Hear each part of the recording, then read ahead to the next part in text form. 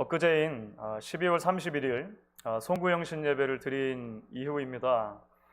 올해는 자정이 조금 못 미쳐서 예배가 끝났죠. 예배당을 정리하고 교육자들과 함께 이제 교회 밖을 나섰는데 그만 저는 깜짝 놀라고 말았습니다. 그 시간에 아마 자정을 넘겼던 것 같아요. 곳곳에서 터져나오는 함성 소리, 종소리, 자동차 경적 울리는 소리, 이런 것들이 주변을 가득 채웠기 때문입니다. 교회 앞 동네를 이제 차를 타고 빠져나가는 동안 제 머리 바로 위에서 얼마나 많은 폭죽들이 터졌는지 알 수가 없습니다. 집에까지 가는 동안에 곳곳에서 그런 일이 벌어지는 것을 경험을 했습니다. 그런 모습을 보면서 문득 이런 생각이 떠올랐습니다. 얼마나 2020년이 지긋지긋했으면 이라는 생각입니다. 얼마나 잊고 싶고 얼마나 떠내보내고 싶었으면 이렇게들 열광하는가 하는 생각이 들었습니다. 물론 해마다 12월 31일 자정이 되면 함성도 지르고 폭죽도 터지고 합니다만 그 누구에게나 특별히 힘들고 고된 한 해였던 그 2020년을 떠나보낸다라고 하는 생각에 그 어느 때보다도 그런 함성이 또 그런 폭죽 소리, 경적 소리들이 크게 다가왔던 것 같습니다. 이제 2020년을 이렇게 떠나보내고 이제 새롭게 맞게 된 2021년입니다. 저희가 올해는 구약 성경 가운데 특별한 두 책을 함께 계속해서 묵상을 해가기 원합니다. 그것이 바로 에스라서와 느헤미야서입니다. 오랜 역사 속에서 사실 하나의 책처럼 간주되어 왔었던 이 에스라서와 느헤미야서는요, 포로기에서 돌아온 백성들의 이야기를 다룹니다. 이스라엘의 역사 속에서 포로기라고 하는 것은 일종의 잃어버린 시기라고 할 수가 있습니다. 잃어버린 시기로 기억되는 그런 구간입니다. 나라를 빼앗기고 남의 나라에 끌려가서 살았던 고난의 시기이고 눈물의 시기입니다. 절망의 시기이고 아픔의 시기라고 하는 것이죠. 그런데 이제 그들이 다시 고향 땅 예루살렘으로 돌아오게 되는 것이죠. 그리고 나서 그곳을 다시 세우기 시작합니다. 그들이 가장 먼저 세운 것은 무너졌던 성전입니다. 여호와의 전입니다. 예배의 장소를 다시 건축한 것이죠. 그리고 나서 죄로 인해서 하나님과 멀어졌던 백성들을 성결하게 세우는 작업을 시작을 합니다. 다시 말하면 하나님의 백성을 다시 건축하는 것이죠. 나아가서 느헤미야서를 가게 되면은요, 이제 그들이 살고 있었던 예루살렘 성 자체가 다 회파되었었는데 성을 다시 세웁니다. 그들이 살아가는 도시를 다시 건축하는 것이라고 볼 수가 있겠죠. 그래서 이제 에스라서와 느헤미야서를 우리가 함께 쭉 살펴볼 때 이 두 책을 관통하는 그 주제를 계속 마음에 품고 여러분들이 설교를 들으실 수 있으면 좋겠습니다. 그 주제는 뭐냐면 여호와의 집을 건축하라 라고 하는 주제입니다. 제가 웬만하면 설교 때 잘 이런 거 안 하는데요, 오늘은 이제 새해 첫 주일이니까 여러분들 계시는 곳에서 한번 따라 하시면 좋겠는데, 이 주제를 여호와의 집을 건축하라. 네, 감사합니다. 교회 예배당에 계시는 분들 많이 따라해 주셨는데요, 다시 한번 해보겠습니다. 여호와의 집을 건축하라. 여호와의 집을 건축하라. 말씀드렸던 것처럼 여호와의 집이라고 하는 개념이 에스라서와 느헤미야에서는 그래서 아주 독특합니다. 포괄적인 의미를 가집니다. 단순하게 성전만이 아니라 말씀드린 것처럼 백성도 포함하고 도시도 포함하는 내용이기 때문에 그래요. 그래서 이것을 성전, 성도, 성시, 이 모든 것들이 다 새롭게 건축되는 이야기라고 할 수 있겠죠. 총체적인 의미에서의 부흥이라고 사실은 우리가 이야기할 수가 있습니다. 잃어버렸던 고난과 아픔의 시기, 눈물과 고통의 시기를 지나서 모든 것들이 새롭게 세워지는 그런 이야기를 우리가 이제 앞으로 함께 나눠보게 될 것입니다. 사랑하는 여러분, 많은 사람들이 2020년을 잃어버린 한 해라고 이렇게 생각을 합니다. Lost year이라고 이야기를 합니다. 아마 많은 분들에게는 잊어버리고 싶은 한 해이기도 할 것입니다. 하지만 하나님께서 우리에게 주신 이 새로운 해를 맞으면서 우리가 하나님의 말씀 가운데 다시 한번 새로운 소망을 마음에 품을 수 있기를 원합니다. 바로 하나님이 주시는 참된 부흥에 대한 소망입니다.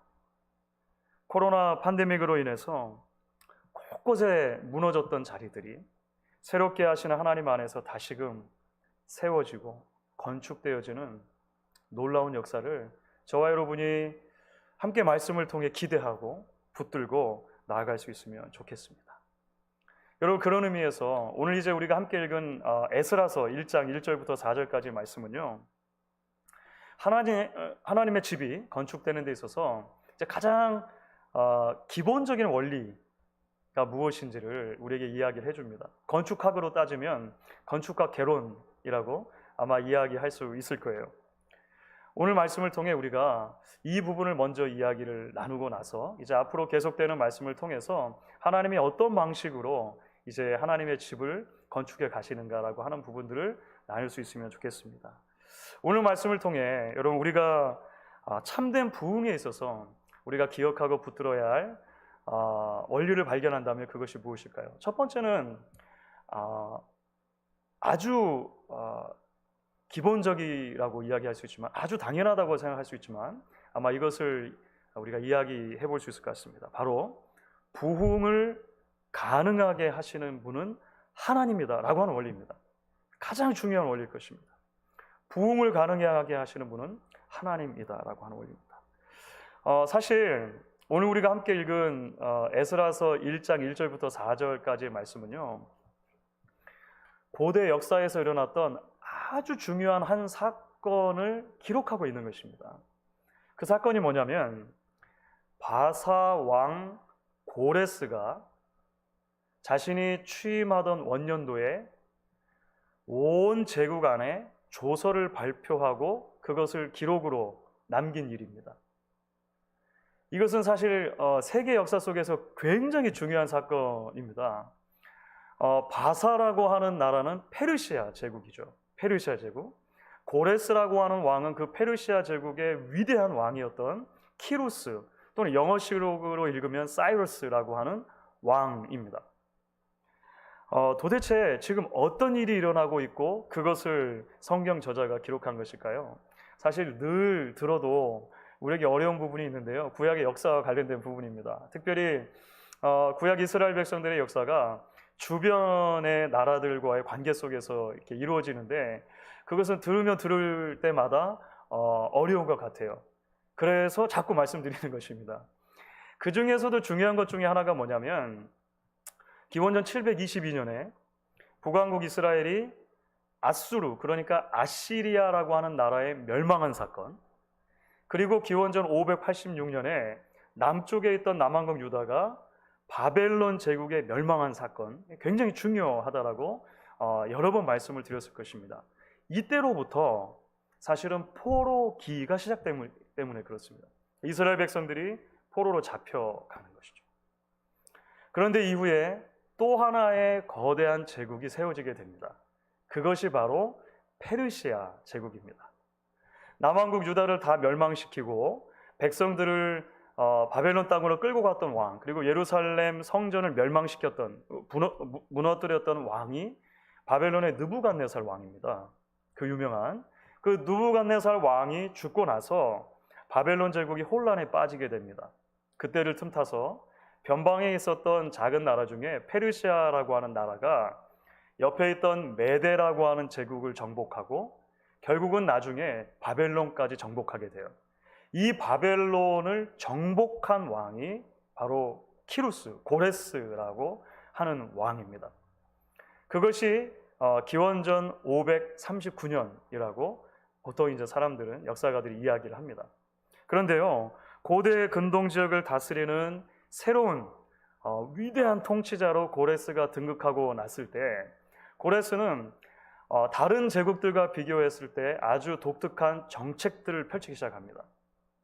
아수르와 바벨론 제국의 그 정책과 아주 대비되는 정책 중에 하나가 뭐였냐면, 여러 나라를 정복하고 큰 제국을 세운 거니까 그 나라 안에 여러 이민족들이 있었을 것 아닙니까?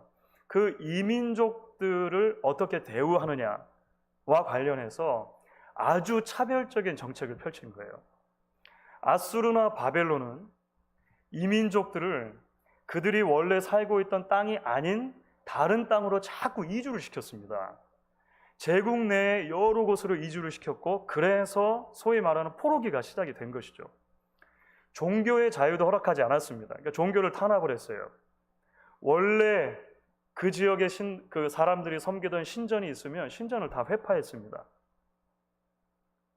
그리고 그 신전 안에 있던 감 나가는 그런 기구들이 있다면 몽땅 가져다가 자기 나라의 곳간 안으로 이제 옮겨 놓는 일들을 했다라고 하는 것이죠. 그런데 고레스는 달랐다는 거예요. 이 고레스는 이민족들에 대해서 훨씬 유화적인 정책을 펼치게 됩니다. 그리고 그것이 소위 고레스가 즉위하고 이제 바벨론을 말하자면 멸망시켰던 원년이라고 말하는 그때 고레스 칙령으로 발표가 되는 거예요. 고레스 칙령. 역사가들은 이제 이 고레스 칙령이 바벨론을 멸망시킨 BC 539년 또는 그 이듬해 538년 정도로 생각을 하는데요. 놀랍게도 이 고레스 칙령의 원본이 발견이 됐습니다. 이것이 1879년에 지금 이제 페르시아 제국이 바벨론 제국이 있었던, 나중에 페르시아 제국이 되죠. 그쪽 땅이 이라크 지역이거든요. 이라크 지역에서 발굴이 된 거예요. 고고학적으로. 우리가 쉽게 상상할 수 있는 이런 뭐 책이나 뭐 이런 그 문서의 형태로 된 것은 아니고요. 진흙으로 된 원통입니다. 진흙으로 된 큰 원통에 주위로 둘러가지고 이제 쐐기 문자로 기록된 고레스 칙령이 이제 발견이 됐어요. 고레스 칙령의 내용을 대충 이렇게 요약하면 이런 내용입니다. 하늘의 위대한 신 마르둑이 나 고레스를 이 거대한 제국의 왕으로 세웠다. 나는 이제 우리 제국 안에 있는 여러 이민족들이 자신들이 원래 살고 있던 땅으로 돌아갈 것을 허락한다. 그들이 원래 살고 있던 땅으로 돌아가서 그곳에 그들이 신들을 섬기던 거룩한 처소를 다시 지을 수 있도록 허락한다. 그것을 위해서 필요하다면 빼앗겼던 기구들도 돌려줄 것이고, 필요하다면 재정적인 지원도 해줄 것이다 라고 하는 이런 내용이 담긴 칙령이 발표가 돼요. 그래서 혹자는 세계 최초의 인권주의적인 조례다 이렇게 이야기하는 사람들도 있을 정도입니다. 여러분, 참 놀라운 일이죠. 바로 이런 역사적인 배경 속에서 유다 백성들이 예루살렘으로 귀환하는 일이 가능하게 된 거예요. 말하자면 예루살렘으로 돌아와서 여호와의 성전을 짓고, 이런 모든 일들이 이 사건 때문에 가능하게 되었다라고 하는 것이죠. 바로 그 고레스 칙령의 내용이 오늘 함께 읽은 에스라서 1장 1절부터 4절까지에서 인용이 되고 있는 것입니다. 이것은 그래서 역사를 그냥 연구하는 학자들과 성경을 연구하는 학자들이 서로 비교하면서 굉장히 중요하게 연구하는 부분이기도 한 것이죠. 그런데 여러분, 오늘 우리가 함께 읽은 말씀을 보면 대단히 중요한 점 하나를 놓치지 않을 수 없습니다. 그것은 세계사 속에서 일어났던 이런 엄청난 일을 바라보는 성경 저자의 시선입니다. 자, 이런 그 여러 가지를 염두하고서 1절과 2절을 한번 다시 읽어보도록 하겠습니다. 오늘 말씀의 1절과 2절을 여러분 다시 한번 읽겠습니다. 바사왕 고레스 원년에 여호와께서 예레미야의 입을 통하여 하신 말씀을 이루게 하시려고 바사왕 고레스의 마음을 감동시키심에 그가 온 나라에 공포도 하고 조소도 내려 이르되 마사왕 고레스는 말하노니 하늘의 하나님 여호와께서 세상 모든 나라를 내게 주셨고 나에게 명령하사 유다 예루살렘에 성전을 건축하라 하셨나니. 이건 좀 이상하지 않습니까? 성경 말씀만 놓고 읽으면요, 이방 나라의 위대한 왕이었던 고레스가 열렬한 여호와 신자인 것 같아요. 그렇지 않습니까? 성경만 놓고 보면 그렇게 읽어진다라고 하는 거예요. 이방 민족, 다른 민족의 신, 유다 민족의 신이었던 여호와를 이 고레스가 믿게 됐고 막 회심했고, 그래가지고 이 사람들에게 특별한 대우를 해주는 것처럼 마치 느껴진다고 하는 거예요. 여러분, 근데 실제 역사는 그렇지 않습니다. 실제 역사는 고레스는 이방 신을 섬기는 이방 왕일 뿐이에요. 그가 큰 제국을 다스리는 도중에 자신의 제국 안에는 여러 이민족들에 대해서 유화 정책을 펴놓은 와중에 유대 민족도 그것에 덕을 입게 된 거예요. 이것이 세상의 눈으로 보는 관점입니다. 그렇죠? 그러니까 고레스가 여호와 하나님에 대한 신앙이 갑자기 생겨가지고 그 여호와 하나님을 믿는 유다 백성들에게만 특별 대우를 베풀어 준 것이 아니라고 하는 것이죠. 그런데 놀랍게도 성경 저자는 이 역사적인 상황 뒤에서 분명히 살아계시고 역사하시는 하나님의 손길을 봤다는 것입니다. 세상의 역사는 그렇게 기록하지 않겠지만 하나님의 백성들의 역사 속에서 그것은 분명히 하나님께서 하시는 일이라고 하는 것에 대한 확신이 있었고, 그것을 우리에게 지금 말씀을 통해 전하고 있는 것이죠. 왜냐하면 그것이 맞기 때문입니다. 실제로는 이방의 왕이 정치적인 결단을 통해서 어떤 일을 하고 있는 것처럼 보이지만 그 모든 것 배후에 모든 것의 창조주이시고 통치자이신 하나님께서, 만물의 왕이신 하나님께서 이루어 가시는 일이 있다라고 하는 것이 분명한 사실이기 때문이라고 하는 것이죠. 그래서 여러분, 오늘 말씀을 이해하는데 굉장히 중요한 키가 하나 있습니다. 그게 뭐냐면 1절에 나오는 여호와께서 바사 왕 고레스의 마음을 감동시키시며라고 하는 부분입니다. 고레스 자신은 몰랐겠죠. 그렇죠. 자신은 몰랐겠죠. 하지만 이 모든 것이 거대한 하나님의 계획 안에서 보면 하나님께서 위대한 제국의 왕의 마음을 움직이시고 감동하신 것이라고 이야기할 수 있다는 것입니다. 주 안에 사랑하는 여러분, 그렇습니다. 모든 종류의 진정한 회복과 모든 종류의 진정한 부흥은 언제나 하나님이 하시는 일입니다. 하나님이 하시는 일. 기독교 역사를 보면 하나님의 교회가 특별한 부흥을 경험했던 때가 있습니다. 그런 특별한 부흥을 경험했던 때는 백성이 변하는 일이 있습니다. 성도가 변하는 일이 있었죠. 개인이 변하고 가정이 변하고 교회가 변하는 일이 있었습니다. 나아가 사회가 그 부흥의 여파로 인해 변화를 경험하곤 했습니다. 그야말로 총체적인 신앙과 삶의 회복과 개혁이 있었던 그런 때들이 기독교 역사를 보면 있다라고 하는 거예요. 종교개혁이 사실은 그랬습니다. 18세기에 이 미국 땅을 완전히 휩쓸었었던 거대한 대각성 운동도 그랬습니다. 19세기에 일어났던 여러 부흥 운동도 그렇습니다. 20세기 초에는 영국 웨일즈에서, 인도에서, 그리고 놀랍게도 한국 평양에서 1907년에 그런 거대한 부흥이 있었습니다.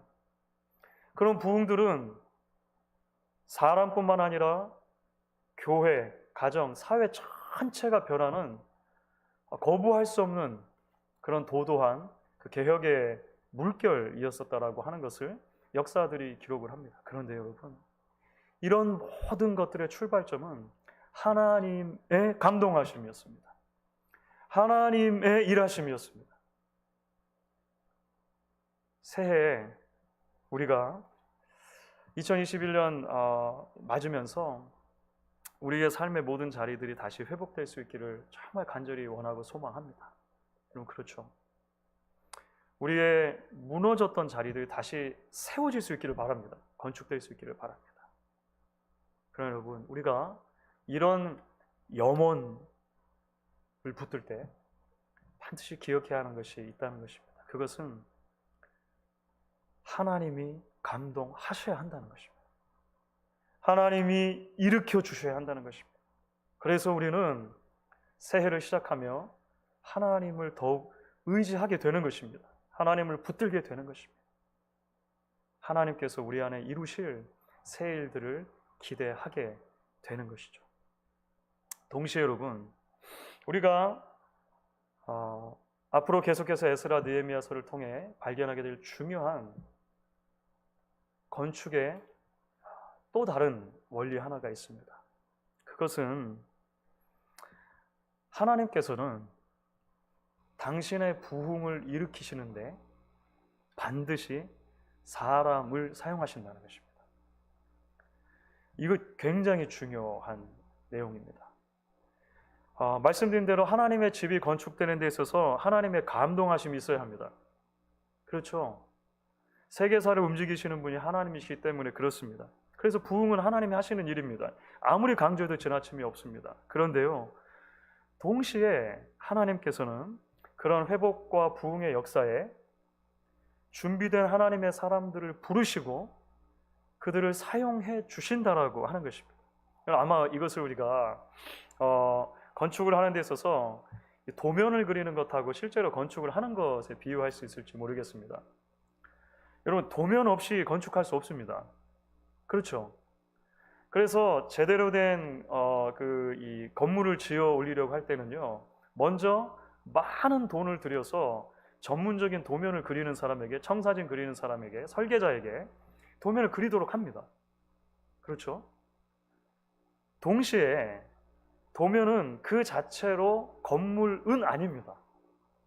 이 도면에 따라서 건물이 지어지려면 거기에는 수많은 사람들이 동원되어져야 한다는 것입니다. 사람들이 사용되어져야 하는 것이죠. 여러분, 물론 우리가 이제 하나님의 집을 생각하면 하나님의 집을 지어 올리는 데는 하나님께서 100%를 하실 수 있으십니다. 충분히 하나님 그러실 수 있으시죠. 왜냐하면 하나님은 전능하신 하나님이기 때문에 그렇습니다. 그런데 실제로 성경과 성경 밖의 모든 역사들을 통해 보게 되면 하나님께서는 그런 하나님의 뜻을 이루실 때, 하나님의 부흥을 이루어 가실 때 사람들을 세우시고 그들을 통해서 이루시는 것을 기뻐하셨다는 것을 우리는 보게 됩니다. 예외 없이 그런 일들이 있었다라고 하는 거예요. 여러분, 그래서 오늘 읽은 말씀 가운데 3절과 4절을 주목하지 않을 수 없습니다. 오늘 말씀의 3절과 4절도 우리 같이 한번 읽어보도록 하겠습니다. 같이 읽습니다. 이스라엘의 하나님은 참 신이시라. 너희 중에 그의 백성 된 자는 다 유다 예루살렘으로 올라가서 이스라엘의 하나님 여호와의 성전을 건축하라.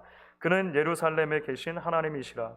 그 남아있는 백성이 어느 곳에 머물러 살든지 그곳 사람들이 마땅히 은과 금과 그 밖의 물건과 짐승으로 도와주고 그 외에도 예루살렘에 세울 하나님의 성전을 위하여 예물을 기쁘게 드릴지니라 하였더라. 예루살렘으로 돌아가서 성전을 지을 사람들이 있었다는 거예요. 실제로 돌아갔고 그 사람들이 지어 올렸다라고 하는 것입니다. 성전을 세우기 위해서 물건이 필요하지 않습니까? 이 물건은 만나처럼 하늘에서 갑자기 내려온 게 아닙니다. 사람들이 내어놓은 것입니다. 주변의 사람들이 도와준 것입니다. 왕도 물론 내어줍니다만 기구들 같은 거 내어주거든요. 결국은 다음 주에 우리가 좀 더 살펴보겠지만 그렇기 때문에 포로기에서 돌아온 백성들은요, 수많은 다양한 사람들을 포함하고 있습니다. 다양한 사람, 남녀노소, 사회적인 신분의 차이, 제사장도 있었고 노예도 있었습니다. 그들이 가지고 있는 재능과 그들이 할 수 있는 그런 여력에 그 모든 차이를 가진 다양한 사람들이 귀환했고 그 귀환자들을 통해서 하나님은 하나님의 집을 건축해 가기 시작한다라고 하는 거예요. 여러분 그렇기 때문에 하나님의 집을 세우는 일은요 단번에 이루어지는 일이 아닙니다. 오랜 시간 동안 인내하며 계속해서 지어가는 일이라고 하는 것을 우리가 에스라서와 느헤미야서를 통해 볼 거예요. 방해가 있습니다. 방해가 있으면 중간에 멈춰지기도 해요. 그래서 우리는 앞으로 거룩한 전, 거룩한 백성, 거룩한 도시가 세워지는 부흥의 이야기가 단순하게 꽃길만은 걷는 그런 아이디어란 이야기가 아니라 진흙탕 안에서 벌어지는 이야기라고 하는 것을 보게 될 거예요. 한 번 부흥으로 그치는 게 아니라 그 개혁도 계속해서 이루어져야 한다는 것도 우리가 말씀을 함께 읽으면서 보게 될 것입니다. 하지만 동시에 하나님께서는요, 필요할 때 필요한 사람들을 세우신다는 것을 우리가 보게 될 것입니다. 스룹바벨 같은 사람, 에스라 같은 사람, 느헤미야 같은 사람, 서로 각자 다 다르고 기질도 다르고 그 리더십의 성격도 다 다릅니다. 그런데도 불구하고 하나님께서 그런 사람들을 사용하셔서 이제 하나님의 위대한 일들을 이루어 가시는 것을 우리가 함께 보게 될 것입니다. 그렇기 때문에 오늘 말씀은 언젠가도 말씀드린 것처럼 그 어거스틴의 아주 유명한 경구가 있는데요. 그 경구를 생각나게 합니다.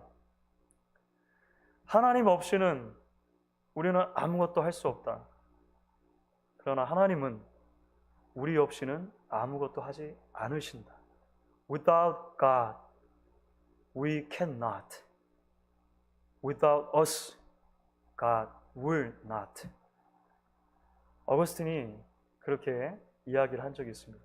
이것은 성경이 말하는 하나님의 주권과 인간의 책임을 가장 밸런스 있게 녹여낸 기독교 그 전통의 교리 가운데 하나라고 그렇게 저는 믿습니다. 주 안에서 사랑하는 여러분, 우리가 이 새해에 에스라 느헤미야서를 통해 하나님의 말씀을 함께 나누면서 무엇보다도 함께 기억하고 붙들 수 있기를 원합니다. 우리 안에 새로운 일을 시작하시고 이루기 원하시는 하나님의 마음을 기억하고 붙드는 것입니다. 하나님이 하셔야 합니다. 하나님이 아니면 우리 안에 아무런 일도 일어날 수 없습니다.